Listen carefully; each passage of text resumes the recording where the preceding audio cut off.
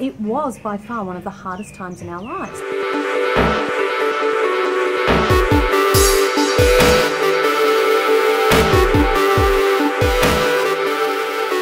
Hi guys, welcome back to the channel. Welcome back. We're kind of in the jungle, we're hidden in the garden, we could be little gnomes popping out of the garden. Or gorillas in the mist, certainly a big one here.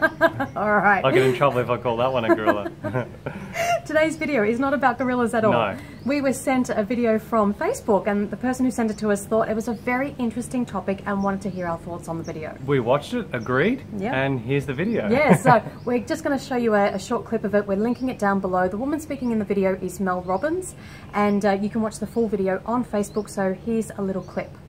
I think it's garbage because at some point we all bought into this lie that you got to feel ready in order to change. Yeah. We bought into this complete falsehood that at some point you're going to have the courage, at some point you're going to have the confidence, and it's total bull.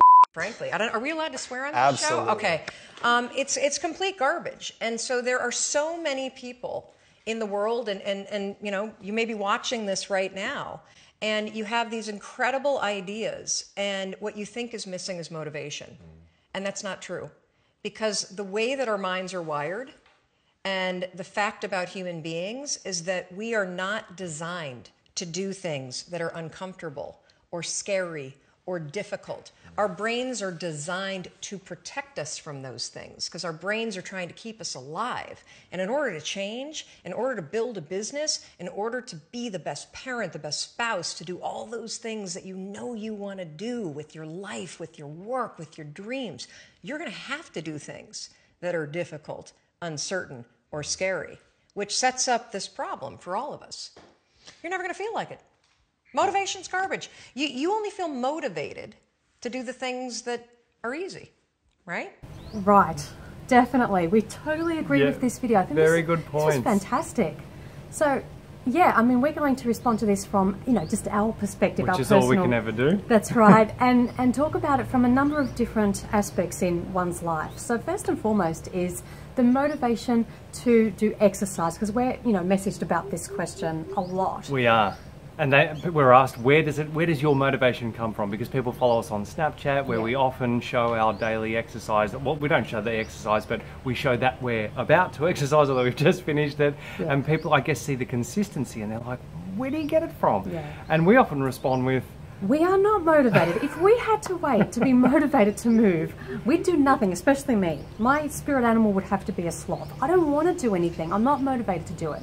Mine too, I gotta admit. We just, you know, we don't use the word motivation, we use the word obligation. Nice. We feel obligated to do it for a number of reasons. First and foremost, for the animals. We want to be the best vegan advocates that we can be, and we know in order to do that, we have to be the best versions of ourselves.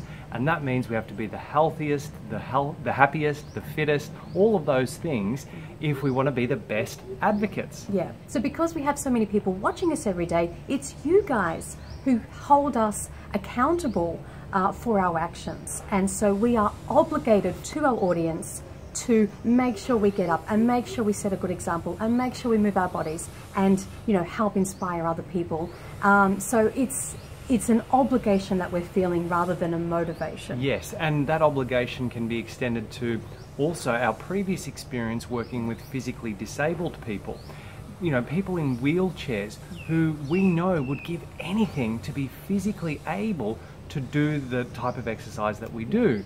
So, you know, get on a bike, go for a run, go for a jog, go for a hike, go for a walk, go for a swim, whatever it may be.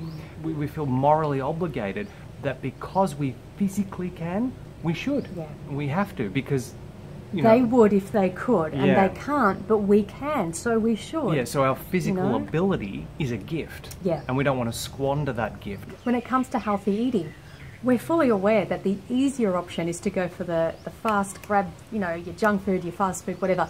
That's more convenient, and that's why a lot of people are drawn towards that, because it's there's less resistance, isn't there? It's just easy.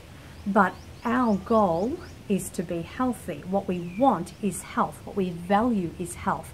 So those things are the motivation to go down the healthier route, even if it takes more time, even if it's harder to, you know, get to that final point. That's what we value. we always see, you know, what are your goals? What do you want? It's not a matter of, am I motivated to do something? It's always a choice. Yeah. What do you want? What do you value? Right? And so from these questions, we can talk about not just fitness and you know, diet, but look at other things in life. Yeah, exactly. And of course, we're talking from a perspective of privilege here. We understand absolutely. that half the world lives on $2.50 US a day, and they don't have the choice necessarily to get up and to work on their fitness, because they just have to go to that job survival. that's going to, you're in survival mode. So we're talking from a very privileged perspective here. So for those of us who are in that privileged perspective, it then comes down to a choice. And, you know, a lot of people write to us and say, oh, you guys are so lucky, you know, how do I create a life like yours, and blah, blah, blah, and what, you know, all the things that you do. How do I get myself to that point? And so, well, we were the same as everybody else that we currently know and used to know. We used to work 9 to 5 jobs, corporate jobs. Longer than that, actually. Yeah, exactly. It was a, you know, a good day if it was just 9 to 5. There were longer hours. So, you know, we used to have a life that was, you know, just like what the majority of people kind of experience. But we chose to change direction. Now, with that change, coming back to what Mel Robbins was talking about in the video, it's scary, it's uncomfortable. It's uncertain. It's all of those things that people push away. It's not an easy thing to leave the security of, you know, financial security, of having a stable life, and this is my house, this is where I live.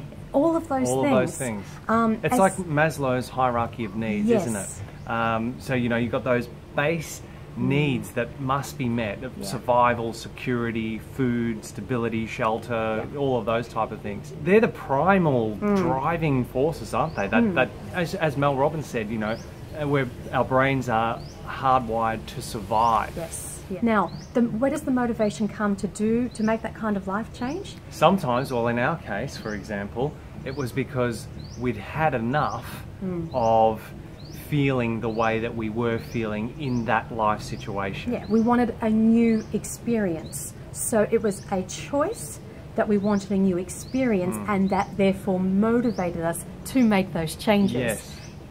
If you can see the pattern there. Yeah. And that's why we love, one of the things that we heard many, many years ago was leap and the net will appear.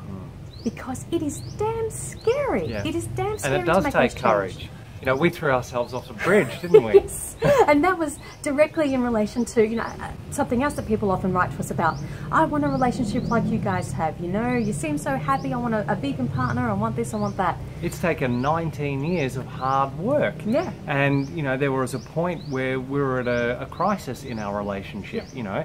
We were at a fork in the road. Yeah, and that was one of the hardest moments in our lives when we had to sit down and say, okay, we either redirect ourselves and make a change, or we're going to have to split, because this is not sustainable going forward long term. And we chose the, you know, the redirection path, but that's the path less traveled, because it involved working on our inner games respectively, and then addressing the issues that we had in our relationship. And that's what Mel's talking about. It is uncomfortable, it's difficult, it's challenging, and it was by far one of the hardest times in our lives to address that. Yeah, because it was one of the things that we feared most, you know, addressing your own inner demons and then those that you bring to the relationship.